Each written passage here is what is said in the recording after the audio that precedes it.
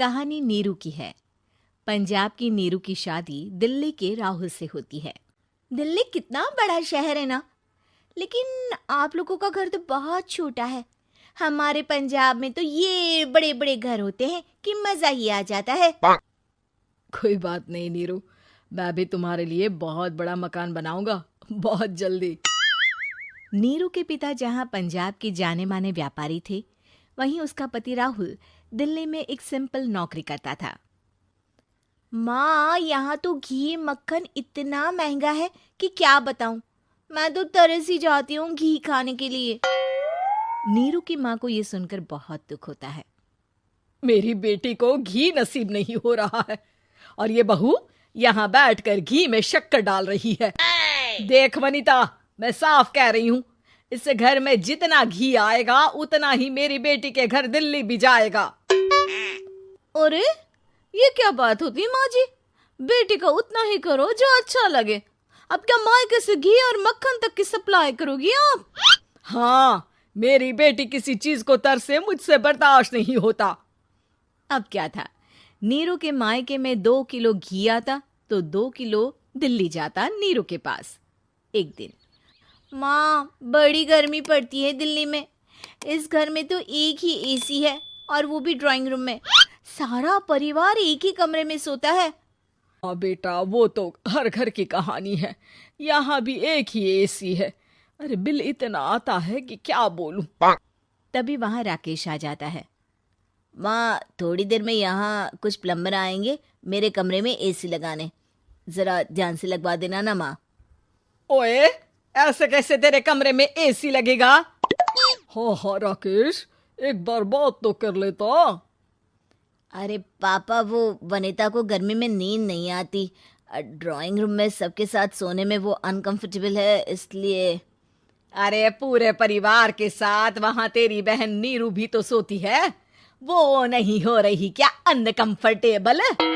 समझ रहा है ना? अगर एसी लगेगा तो एक दिल्ली में तेरी बहन के कमरे में भी लगेगा, तभी तू लगा सकेगा।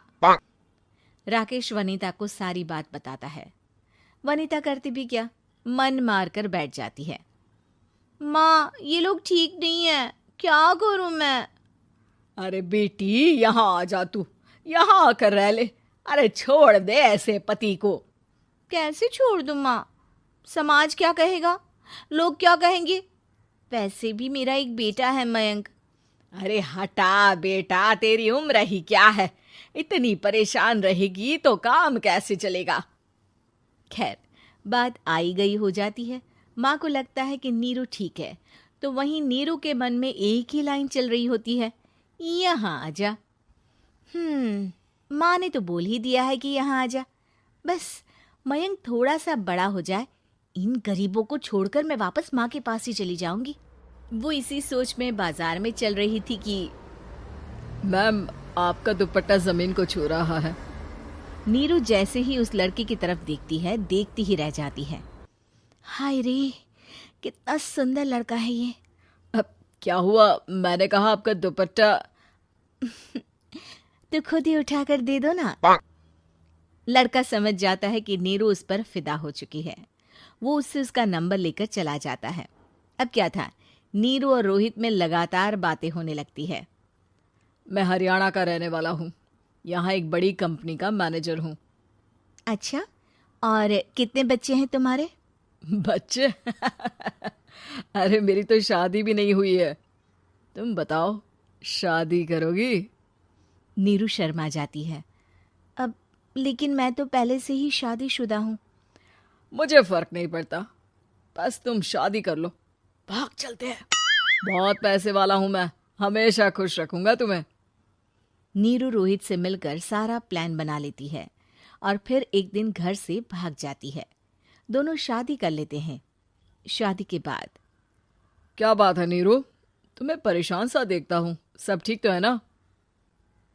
हाँ हाँ, सब ठीक है।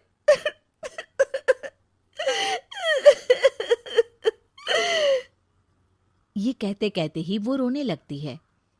अरे क्या हो गया, रो क्यों रही हो? मैंने तुमसे एक बात छुपाई है।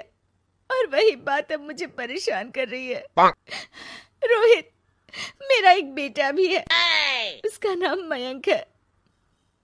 क्या बात कर रही हो? ये तुमने मुझे पहले क्यों नहीं बताया? देखो नीरू, मेरी माँ को मैंने ये नहीं बताया है कि तुम शादीशुदा हो। बच्चा मैं मैनेज नहीं कर पाऊंगा। नीरू को समझ में नहीं आता कि वो क्या करे। तुम उस बच्चे को अपनी माँ को क्यों नहीं दे देती? नीरू चुपके से माँ को फोन करती है। माँ, क्या मयंक को तुम रख सकती हो? बेटा, मैं राकेश के साथ बात करती हूँ। आखिर घर का बेटा वही है, जो वो बोलेगा। वैसे भी बेटा, तूने जो किया है ना, उसके बाद से पूरा घर तेरी बुराई कर रहा है। मैं भी अब किसी से तेरे लिए लड़ नहीं सकती। राकेश बेटा, नीरू ने तो जो किया बहुत ही बुरा किया, लेकिन मैं सोच रही थी कि क्यों ना मयंक को हम यहाँ ले आए। तभी वनीता बोल पड़ती है। वाह जी, ऐसे कैसे यहाँ ले आए? यहाँ क्या भंडारा भरा है? और जिस बच्चे की माँ ने नहीं सोचा, उसके लिए हम क्यों सोचे? नीरू को एक बार तो अपने बच्चे के बारे में सोचना चाहिए था ना। अरे लेकिन तेरे पास भी तो लड़का नहीं है ना वनीता। माँ, वनीता ठीक बोल रही है। कल को वो बड़ा होकर इसी घर का हिस्सा मांगेगा तो हम क्या करेंगे? माँ कहती भी तो क्या, वो चुप रह जाती है। वहीं नीरू का पहला पति कहता है। माँ, अगर आज भी वो वापस आ जाए तो मैं उसे माफ कर दूंगा। बेटा, गरीबी चीज ही ऐसी है, क्या करेगा। तू तो अब मयंक का सोच। वो बेचारा तो बिना माँ का हो गया। मयंक के खातिर तू दूसरी शादी कर ले बेटा। लोगों के लाख समझाने के बाद नीरू के पहले पति की शादी रिद्धि से हो जाती है, जिसके पहले पति से 2 बच्चे होते हैं। देखो जी, मैंने शादी सिर्फ बच्चे के खातिर की है। मैंने भी शादी सिर्फ बच्चों के खातिर की है। वहीं नीरू के दूसरे पति के मन में ये बात घर कर जाती है कि नीरू एक मासूम बच्चे को उसके खातिर छोड़ कर आई है। अब देखो नीरू, मुझे लगता है कि जो औरत अपनी कोख का बच्चा छोड़ सकती है, वो तो कुछ भी कर सकती है। कल को तुम्हें मुझसे अच्छा कोई मिल गया तो तुम तो मुझे भी बाय बाय कर दोगी ना। नीरू को अब उसका दूसरा पति ताने देना शुरू कर देता है। तंग आकर नीरू उसके यहाँ से भागकर अपने पहले पति के पास चली जाती है, लेकिन ससुराल में क्या लेने आई है नीरू, मयंक को? नहीं नहीं सासू माँ, मुझसे गलती हो गई, मुझे माफ कर दीजिए। नीरू, अब वक्त खत्म हो गया है, मेरी शादी हो चुकी है। तो छोड़ दो ना उसे, हमारा बच्चा है। मैं आपको अपनी माँ नहीं मानता, मेरी नहीं मान तो बात अच्छी है। नीरू मयंक की बात सुनकर समझ जाती है कि उसके पास अब ना आसमान रहा ना ही जमीन।